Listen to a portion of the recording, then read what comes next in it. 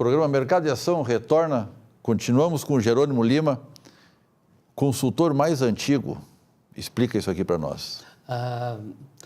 Esse mercado de consultoria é um mercado muito volátil, porque muitas pessoas estão consultores e outras são consultores. Então, tem muita gente que às vezes fica desempregado ou eventualmente acha que pode ter uma carreira em paralela e migra para a consultoria. E depois percebe que não é bem aquilo que queria, ou não é tão fácil ser consultor quanto se pensa que é, acaba voltando a ter uma renda, um emprego fixo, né, inclusive pela própria segurança dos seus rendimentos. Mas tem pessoas, que é o meu caso, e eu conheço outras aqui no Rio Grande do Sul, que optaram há muitos anos atrás por ter uma carreira em consultoria. Não voltaram a ser empregados em nenhum momento. Vivem perigosamente de ter clientes. É viver perigosamente mesmo. Perigosamente, a gente tem que aprender. Eu acabei aprendendo ao longo de tantos anos a viver dessa maneira. E eu gosto disso, porque tem vantagens e desvantagens, né? O consultor, normalmente, ele não vende algo muito perceptível pelo seu consumidor. Ele tem que, ou o consumidor tem que estar num nível muito avançado, num estágio muito avançado de percepção das realidades, sim, principalmente no que tange a administração, ou ele precisa comprar algo que está sendo oferecido. Uhum. Ou então é o aperto no bolso. Qual é o que chama mais? É o aperto? É o aperto no bolso.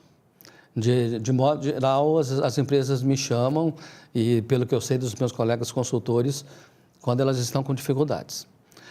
Muito raramente alguém chama, está tudo bem, agora a gente quer pensar em inovação, vamos pensar no futuro, vamos chamar um consultor para isso. Não é o normal. É comum, ou não tão incomum, uma empresa chamar, ela está bem, ela se sente bem, ela acha que está bem posicionada, mas vem alguém de fora, vem um consultor, me olha, me examina, me diz o que eu não estou tão bem quanto eu penso que estou. Isso é comum? Não é comum. O que eu percebo é que algumas empresas acabam se envolvendo com modelos de gestão de excelência que têm um nível internacional. Então, por exemplo, a gente tem aqui no Rio Grande do Sul o Programa Gaúcho da Qualidade e Produtividade. Ele preconiza um modelo de gestão da Fundação Nacional da Qualidade que é baseado no que há de melhor no mundo. Quando alguém adere espontaneamente a esse programa, promete se submeter todo ano a uma sistemática de avaliação. Essa sistemática de avaliação, feita por terceiros, isentos de qualquer coisa com a empresa, pode fornecer informações suficientes para a empresa avançar, mesmo que ela esteja bem. Então, nesses casos, eu percebo que sim, as empresas avançam mesmo quando estão em boa situação. Mas, de modo geral, e eu te diria que em 95% dos casos, 90% dos casos, as pessoas chamam consultores em situações ruins. Para sair do buraco. Para sair da crise, para sair do buraco. Para sair do buraco, já às vezes nem dá mais. Se tu for falar de... Quais seriam... Vamos pegar essa linha, que a empresa vai chamar porque está numa situação mais delicada ou está entrando numa situação mais delicada, mais complicada. Quais seriam os primeiros sintomas que nós podemos já passar para o nosso telespectador, do qual, se isso estiver acontecendo, chama alguém? Por exemplo, a insatisfação dos clientes. Para não falar especificamente da parte financeira, que é óbvia.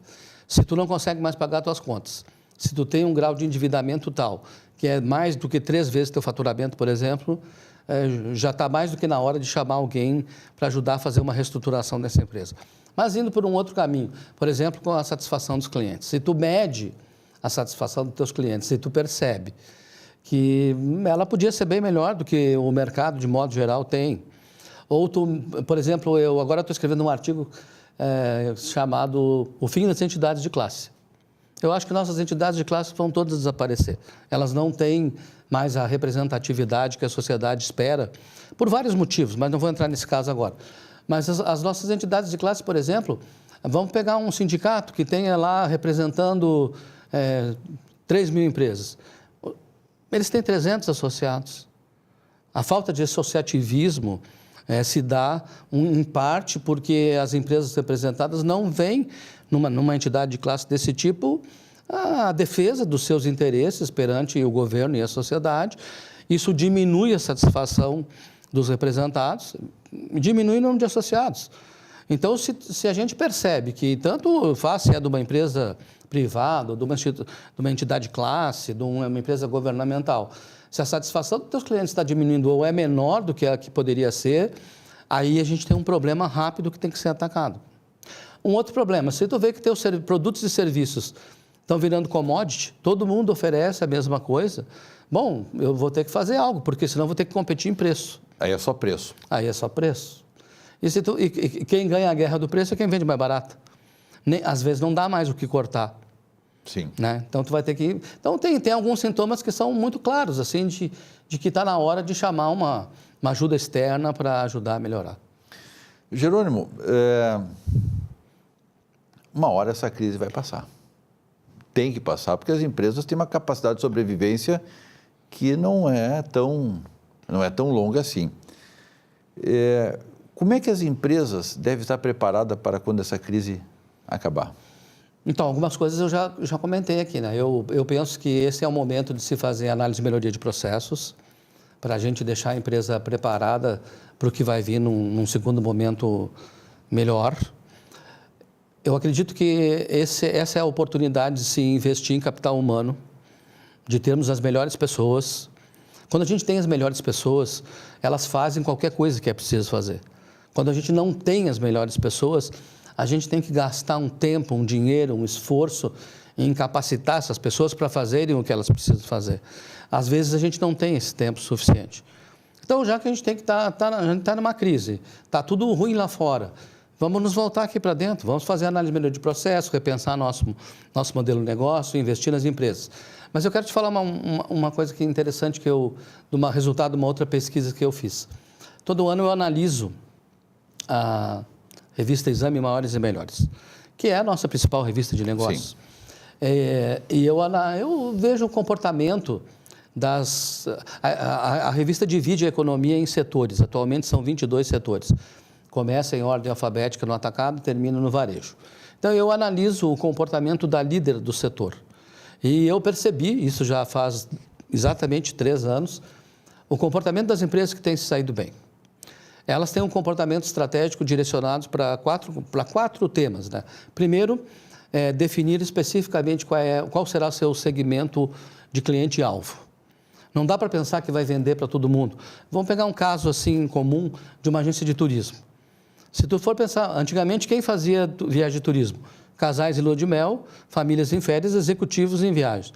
Hoje a gente tem a terceira idade viajando, as crianças que vão para a Disney no meio do ano, tem o público gay masculino que viaja bastante, tem o turismo ecológico. Não tem como tu atender todo mundo da mesma maneira. Então, tu tem que dar foco para um segmento. E ter tantos segmentos, não há capacidade de atender adequadamente. A menos que tu crie unidades de negócio diferentes e cada unidade de negócio dê foco num desses segmentos. Mas não é o que as empresas fazem. Elas procuram, por exemplo, a telefonia celular. O foco hoje da telefonia celular está em clientes que consomem dados. Eles não querem mais vender linha para pré-pago. Não é isso. Eles querem clientes que usam internet e tem um tráfego de dados alto para elevar o ticket médio desse consumidor. Então, é assim, primeiro foco num segmento específico. Depois, já que tu tem um segmento específico, de descobrir quais são os problemas desse segmento, quais são as necessidades desses segmentos, o que esse segmento precisa, do que ele reclama, o que ele reivindica. Se eu tiver um segmento bem definido, souber os problemas desse segmento, daí eu posso desenvolver produtos e serviços para atender essas demandas. E, por fim, sob que forma, sob que tecnologia eu vou entregar isso.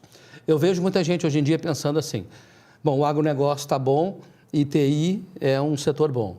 Aí os meninos que se formam lá em TI, eu sei que meu filho estuda TI, ele diz assim, não, eu vou me formar e eu vou criar um aplicativo. Esses dias eu falei para o meu filho, quantos milhões de aplicativos tu acha que tu vai ter que vender, se é que tu vai vender, porque pode ser que seja grátis, para poder ganhar um dinheirinho. Não pode pensar primeiro na tecnologia para entregar um produto que vai resolver um produto ou serviço de um dado segmento. O raciocínio Mas nessa idade a gente sonhava também. Ainda bem que ele tem um pai que se preocupa com isso. Eu fico pensando. Eu percebo isso. O raciocínio das empresas que estão fazendo sucesso tem sido a definição de um público-alvo muito específico, os segmentos que eles querem atender, a definição dos problemas desse segmento, a criação de produtos e serviços de preferência inovadores para resolver esses problemas e um modelo de entrega, que pode ser por tecnologia digital, ou por consultoria, ou por produto físico, não sei, aí depende do que nós estamos falando. Sim, mas que otimize. Exato, né? E faça isso mais rápido. Agora, isso aí tudo eficaz. que nós estamos falando passa por pessoas. Sem dúvida. Passa por pessoas. E a gente sabe, por várias pesquisas, que salário não é exatamente o que retém talento. Fala um pouco para nós sobre isso aí. Olha, não retém talento, mas... Ajuda. Ajuda, mas não retém. Tem um certo nível de necessidade que as pessoas têm que terem atendidas para ter uma vida digna, né? Então, até um certo ponto, o salário vai resolver essas questões mais básicas. Mas também depois vem a questão do relacionamento com a liderança. Hoje, os jovens, por exemplo, nós estamos ficando um país de velhos, né? Com muitos adolescentes e muitos jovens entrando no mercado de trabalho. Esse público, eles querem ter um modelo de gerenciamento, de liderança diferente. Então, o desempenho da liderança, a forma como ela atua junto a essas pessoas tem impacto. A questão do desafio. Ninguém mais aguenta fazer a mesma coisa, do mesmo jeito, por muito tempo. Esses jovens, por exemplo, não querem mais ter rotina. Eles querem ter trabalhos desafiadores. Essa última parte aí vai desde a questão da psicologia, que passa pelo desenvolvimento das lideranças, até a questão da abordagem do conhecimento dentro da empresa. Né? Como é que a gente vai deixar essas pessoas usarem o conhecimento, inclusive errando de vez em quando, como uma forma saudável de aprendizado, para que elas se mobilizem, se interessem, se motivem e passem a fazer trabalhos cada vez melhores. É um mercado bastante dinâmico, né? Se nós olharmos no nosso último minutinho aqui, se a gente olhar uma década atrás, hoje e uma década para frente, qual seria a linha? Eu acho que a gente está assim, fez assim e nós vamos fazer assim de novo. Nós tivemos um período de ascendência mascarada aí no governo do PT. Agora a gente está enfrentando a realidade do que não viu naquele momento. Estão pagando a conta? Estão pagando a conta. E outra coisa, todo mundo fala de que quer ter mudança, mas muda só dos outros, da minha parte não muda. Eu sei que tu vai ter um bloco de entrevistas aí com o pessoal das empresas governamentais, que o governador quer acabar com as fundações e tal.